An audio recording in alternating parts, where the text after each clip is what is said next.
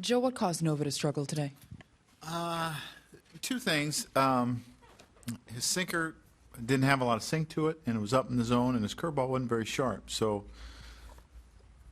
that's not a very good combination for him, seeing that those are his two, bread and butter pitches. And he wasn't sharp today. It's a second straight start where he really didn't have much, so early in the season, but still you can't like to see that the second. No, I felt that he'd come out and have really good stuff today, and he didn't. So whatever it is, we got to get it corrected and get him back on track like he was in spring training.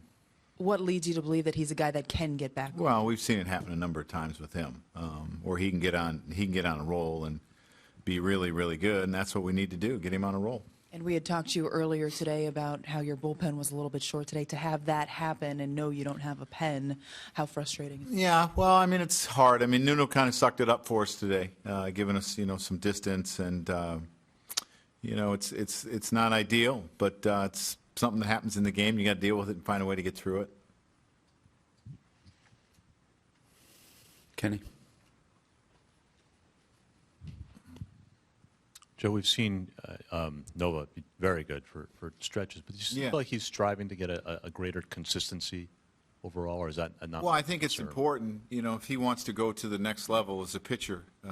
It's putting two halves together that are really good, and that's something that I think he's more than capable of doing. He didn't have his good stuff in Houston. He found a way to get through it. Today he didn't have his good stuff, and he couldn't get through it. So, as I said, we need to get him back on track. Andrew, right behind you. When he's gone to the minors a couple of times. What have you seen has been the difference between? Is it mental? Is it just his delivery? What's been the reasons why when he struggled?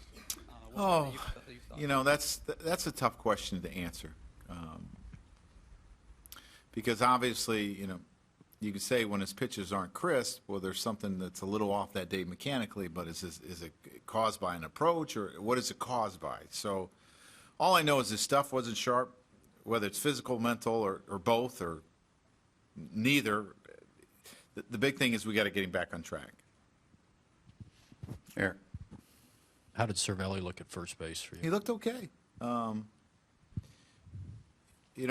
thought he made the right move on the bunt, and we didn't get over to cover it, and he passed for me.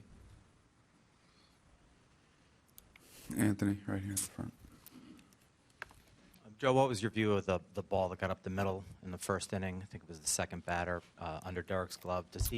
Should he make that play? What's your take? He dove. He did everything he could to make the play. Seemed to get through the infield fairly quickly, and but he did everything he could. Danny in the back here.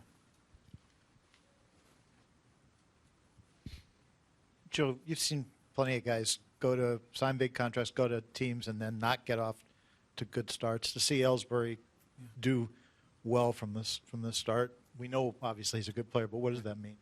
Well, he didn't. I don't think he had a hit in the first couple of games, and after the two games, they gave him a day off, and he's really come out and swung the bat extremely well for us, and it's great. You never know how a new player is going to get off. The start he's going to get off to here. But you don't know what any player is going to do, actually. It's really hard to predict, but it's really nice to see, and I'm sure he's encouraged by it. Dan. You talked about Nova having responded when he's been sent down before.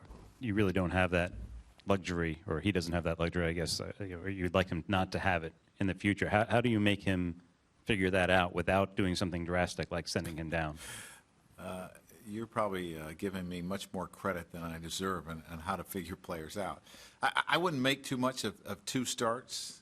I know it's glaring in the beginning, and I always say this, if it's in the middle of the year, you probably don't think as much about it if he'd been on a roll and he has a couple of starts that aren't so good. You never know how a guy's going to come out of the chute. You just don't. But I know he's more than capable of turning this around and being a big-time pitcher for us. Anthony. Joe, Solarte with 2 more doubles today. I think he leads the majors in doubles. What do you see there? You know what? I'm not going to try to figure it out. I just tell you I like what I see. And he's played extremely well, and he's taken advantage of this opportunity. and we'll keep running him out there. Dan?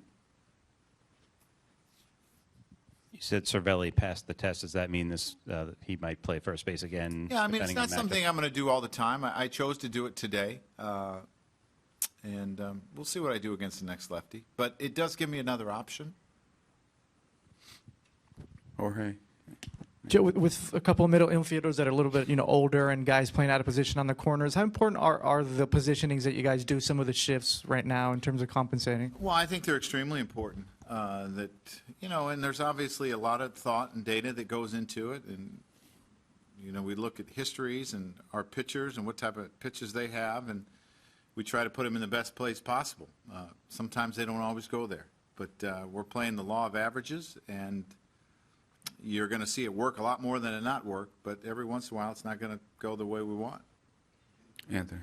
Joe, on that bunt play that Cervi fielded it, who is supposed to cover first, or it's just whoever can get there? What is the what is Whoever supposed can to get happen? there. It's whoever can get there.